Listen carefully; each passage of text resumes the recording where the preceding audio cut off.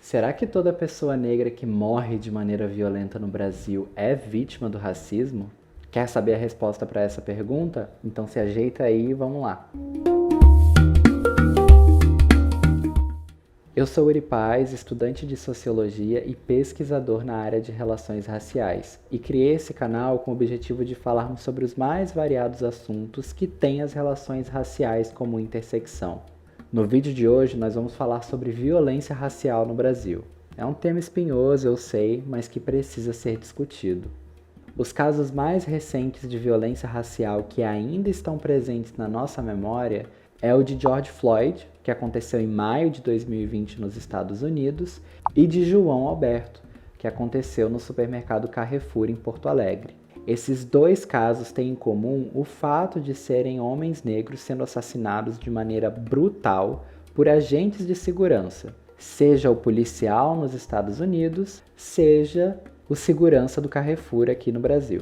E aí a gente pode chegar à seguinte questão: será que apenas por serem negros a morte deles foi motivada pelo racismo? Antes de responder essa questão, vamos fazer um pequeno panorama em alguns dados. De cada 3 pessoas presas no Brasil, 2 delas são pretas ou pardas. Isso quer dizer que 66% da nossa população carcerária é composta por pessoas pretas e pardas. E o Brasil possui uma das maiores populações carcerárias do mundo. Um outro dado que a gente também precisa visitar é a letalidade policial que temos aqui no nosso país. De cada 10 pessoas mortas pela polícia no Brasil, 8 delas são pretas ou pardas. E agora vamos ver um dado um pouquinho diferente. A pesquisadora Luísa Santana desenvolveu um estudo para analisar a presença negra nos filmes de maior bilheteria do Brasil. E ela constatou o seguinte: nos filmes de maior bilheteria entre 2007 e 2016, as pessoas negras desses filmes estavam ocupando posições de subalternidade. Então elas eram empregadas, motoristas, traficantes ou detentos, enquanto que pessoas brancas estavam ocupando uma grande variedade de posições, né? Médico, bombeiro, enfermeiro, advogado, enfim. E a Luísa aponta para a importância do cinema na criação de estereótipos. Se nós estamos acostumados a ver pessoas negras como criminosas, como subalternas, acabamos por crer que todas as pessoas negras são dessa forma. E aonde eu quero chegar com esses dados? Eu quero apontar que esses dados não são construídos da noite para o dia. Eles estão assentados numa longa trajetória de produção de desigualdades aqui no Brasil. Quer um exemplo? Apenas em novembro de 2020, artefatos da Umbanda e do Candomblé foram devolvidos a terreiros da cidade que reivindicaram sua posse. Como assim? É isso mesmo. É como se a polícia tivesse entrado na Igreja Católica e tivesse roubado Nossa Senhora Aparecida porque o seu culto era ilegal. E por que é que esses artefatos foram apreendidos pela polícia?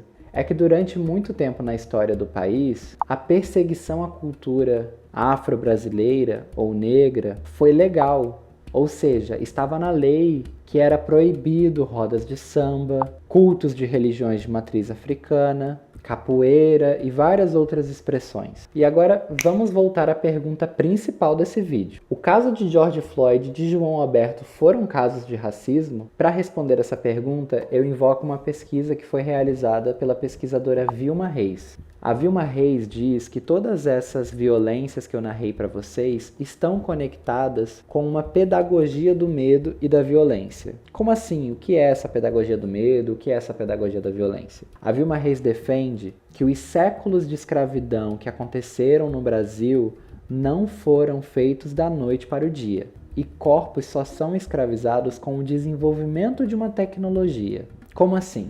Ela vai dizer que o processo de escravidão no Brasil não foi feito de maneira dócil, açucarada, como alguns autores gostam de apontar.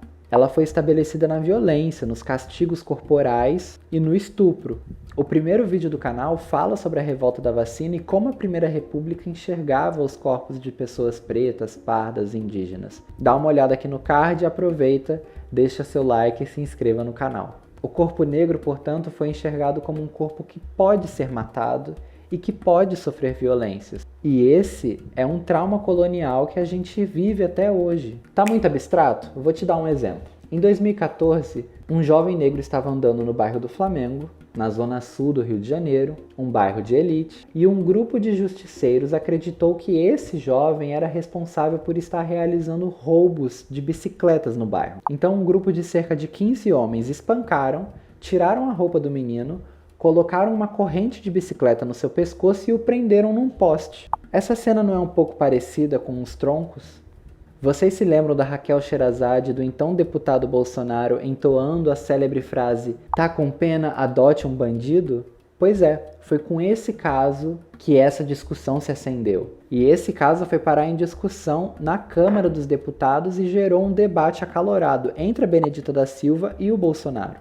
A Benedita defendeu que nós não podemos aprovar grupos de justiceiros em nossas cidades e que a cena que eu narrei para vocês tem profundas conexões com a escravidão do país. Já o então deputado Bolsonaro defendeu a atitude do grupo de justiceiros e disse que a Benedita da Silva deveria adotar o menino. Vou trazer mais um exemplo para vocês. Ailson Santos da Silva, de 25 anos, pedreiro, estava bebendo com seus amigos numa praça de uma cidade do interior do Pernambuco. Ele saiu da praça em que estava e foi fazer xixi num terreno ao lado. Um segurança do local não gostou da sua atitude e provavelmente uma discussão se iniciou aí. O episódio terminou com Ailson sendo assassinado com 2 tiros. Sim, ele foi fazer o xixi, o segurança não concordou com a sua atitude e o matou. Agora, qual é a relação entre todos esses exemplos que eu estou trazendo aqui? O uso desproporcional da força é a base que une todos esses eventos. A banalidade com a qual a vida desses homens foi encarada por esses agentes de segurança